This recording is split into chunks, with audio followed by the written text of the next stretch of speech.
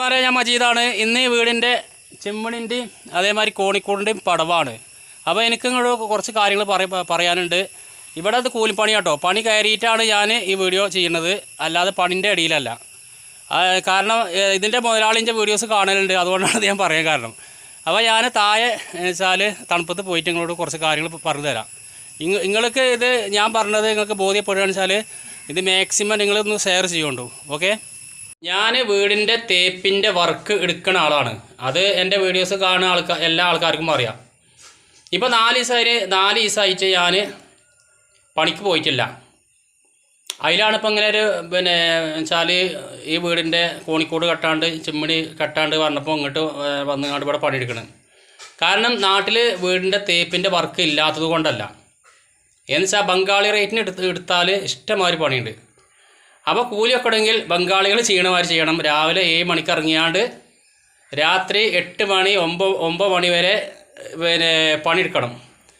എന്നാൽ തന്നെ പാപം ചില ബംഗാളിയൊക്കെ കഴിയുമ്പോൾ കൂലി വെക്കണില്ല. ഞാനൊക്കെ മദ്രസയിൽ പഠിച്ചന്ന് എന്നൊക്കെ ഉസ്താദ്മാർ പഠിപ്പിച്ചത് എന്താ അറിയോ, ഒരാളെ പണിക്ക് വിളിച്ച് കഴിഞ്ഞാൽ ആ പണി കയറാനൊരു ടൈം ഉണ്ടാവും.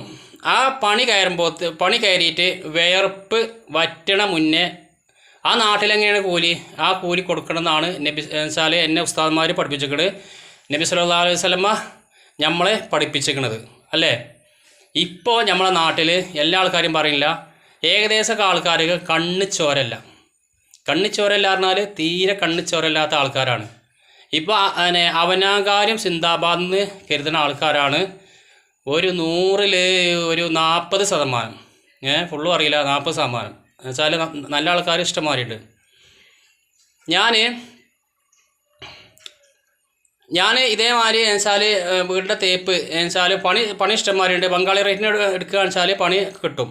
അപ്പോൾ അങ്ങനെ എടുത്തിട്ട് ചില പെരമ്മ പണിക്കൂലി ഒക്കാത്തത് കൊണ്ട് ഞാൻ പിന്നെ എടുക്കലില്ല.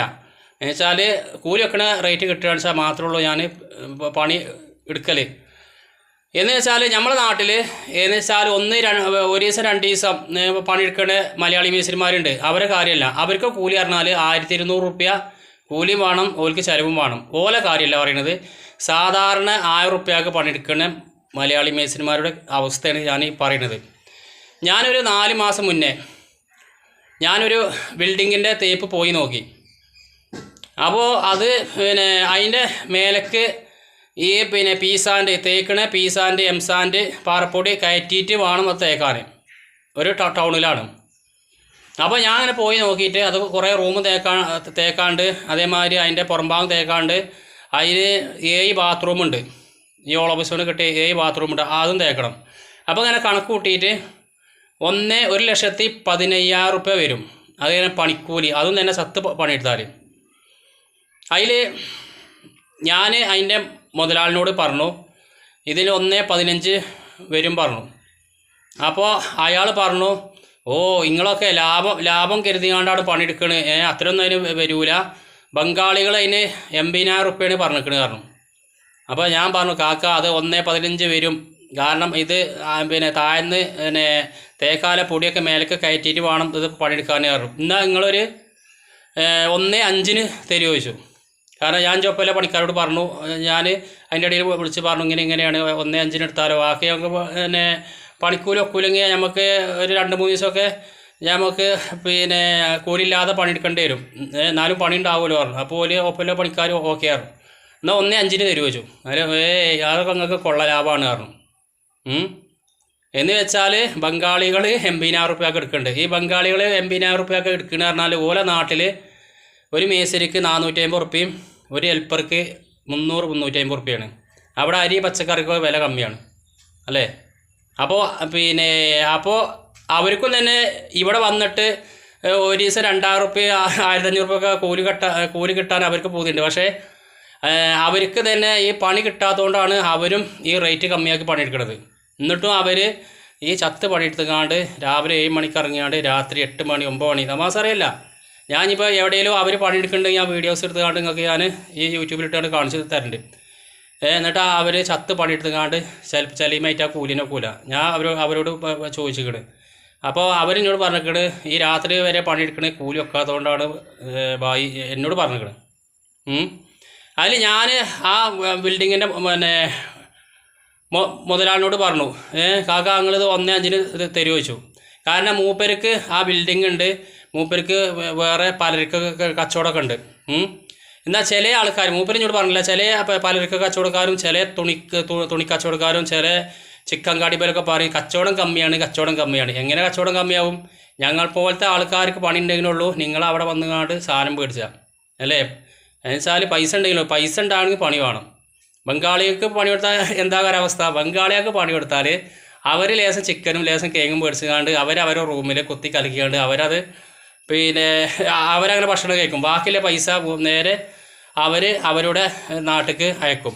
ഇവിടെ നിന്നൊക്കെ ഒരു ദിവസം കേരളത്തിൽ നിന്ന് കോടിക്കണക്കിന് ഉറുപ്പിയാണ് അവരുടെ നാട്ടിലേക്ക് പോണത്. പോകണ്ടെന്നല്ല, പക്ഷേ എന്നെപ്പോലത്തെ അനേകം ആൾക്കാർ ഈ ചെറിയ റേറ്റിന് ബംഗാളി എടുത്തിട്ട് കൂലി വെക്കാതെ അനേകം ആൾക്കാർ ബുദ്ധിമുട്ട് നിൽക്കുന്നുണ്ട്.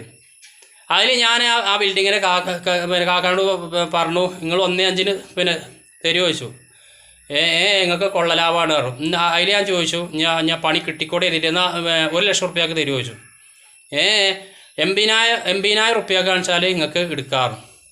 അതിൽ വെച്ച് പിരാന്തടിച്ചിട്ട് ഞാൻ എന്താ പറയാനോട് പറഞ്ഞത്, ഇന്ന് നിങ്ങൾക്ക് ഞാനൊരു പെണ്ണും കൂടി നിങ്ങൾക്ക് കെട്ടിച്ചേരാറുങ്ങാണ്ട് ആ 80,000 റുപ്യക്ക് ഞങ്ങളെ പണിയെടുക്കാൻ പിന്നെ അതിൽ നിങ്ങൾക്ക് ഞാൻ പെണ്ണും കൂടിയും കെട്ടിച്ചേരാറുങ്ങാണ്ട് ഞാൻ അത് പറഞ്ഞാണ്ട് ഒറ്റ പോരല്. അല്ലാതെ എന്താണ് ആ കാക്കാനോട് പറയുക? കാരണം പൈസ ഉള്ള ആളാണ്, സ്വന്തമായി ബിൽഡിംഗ് ഉണ്ട്, സ്വന്തമായി കച്ചവടമുണ്ട്. ഇതൊക്കെ നാട്ടിലത്തെ അവസ്ഥകൾ. അപ്പോൾ ദയവ് ചെയ്തുകൊണ്ട് കൊള്ളലാഭത്തിന് മലയാളീസിന് കൊടുക്കണ്ട. അവർക്ക് പണിക്കൂലി ഒക്കുന്ന ഒരു റേറ്റിനുണ്ടെങ്കിൽ ഞങ്ങൾ പോലത്തെ ആൾക്കാർക്ക് പണി കൊടുത്തോളൂ. ഇത് എൻ്റെ കാര്യം മാത്രമല്ല, മൊത്തത്തിൽ അങ്ങനെയാണ്. ഞാനിത് സോഷ്യൽ മീഡിയയിൽ ഞാനിതിങ്ങനെ ആൾക്കാരെ അറിഞ്ഞോട്ട് ചെയ്താണ് ഞാനിതിങ്ങനെ വിളിച്ച് പറയാണ്. കാരണം ഞങ്ങളെ പോലത്തെ ആൾക്കാർ ഇവിടെ പണിയെടുത്തിട്ടില്ലെങ്കിൽ പിന്നെ പണിയെടുത്ത് കഴിഞ്ഞാൽ ആ പൈസ ഇവിടെ തന്നെ ഇറങ്ങും. വല്ല പാടിക്കാടോ പെരിന്തൽമണ്ണ മലപ്പുറമോ അല്ലെങ്കിൽ വല്ല ഇനി പിന്നെ എറണാകുളം ഭാഗത്ത് പണിയെടുക്കണ മലയാളീസ് വെച്ചാൽ അവിടെ എറണാകുളം ഭാഗത്തോ, കേരളത്തിൽ 14 ജില്ലയാണ്. ഈ 14 ജില്ലയിലും പണിയെടുക്കുന്ന മലയാളീസ് പണിയെടുക്കുകയെന്ന് വെച്ചാൽ അവരുടെ പൈസ അവരുടെ ജില്ലയിൽ ഇങ്ങനെ ചിലവാകും. മനസ്സിലായില്ലേ? അപ്പോൾ നിങ്ങൾക്ക് കച്ചവടം ഉണ്ടാവും. അപ്പോൾ അങ്ങനെയൊക്കെയാണ് നാട്ടിലത്തെ അവസ്ഥ. അപ്പോൾ മാന്യമായ റേറ്റിന് ഒരു 15,000 റുപ്യേൻ്റെ ഒരു വ്യത്യാസം വെച്ചാൽ നിങ്ങൾ മലയാളീസിനും കൂടി മലയാളീസിനെ പരിഗണിച്ചാണ് മലയാളീസിനും കൂടി പിന്നെ പണി കൊടുക്കുന്നുണ്ടോ.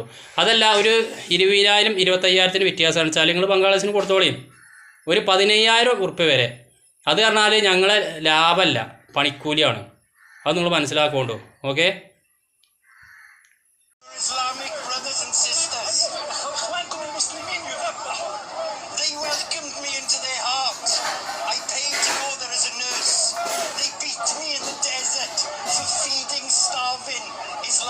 children. الناس في أوروبا إنه أجرى عشان يدافع عن الأطفال والمسلمين. Where is your qalb? Where is your heart? وين الإنسانية؟ For the love of life and for the love of humanity. وين الإنسانية التي تجمعنا؟ العروبة، الإسلام. The babies and women. The women are trying to feed their dying babies and their breasts are empty. Do you know what that smells like? Do you know what that sounds like? قادرة ترضع أطفالها. النساء مش قادرة ترضع أطفالها. For humanity and for love, stand with your brothers and sisters in Palestine. I have never seen or experienced anything like it. Please. I beg you, I'll go onto my knees and I will beg you for these people. I'm a proud man and I'm a nurse. I paid to go to Palestine myself. I've had babies die in my arms. They shot pregnant women in front of me. For the love of humanity and for the love of Islam, please don't do this. Allow us to march to Gaza. We're peaceful people, we're good people. We're Muslims, we're Christians, we're atheists, we're Jews. We are humanity. We are here for humanity. What are you here for? You don't have to do this. You don't have to follow the orders. Please, I'll go on my knees and I will beg you. Allow us to march to Palestine. Please, you've got to listen.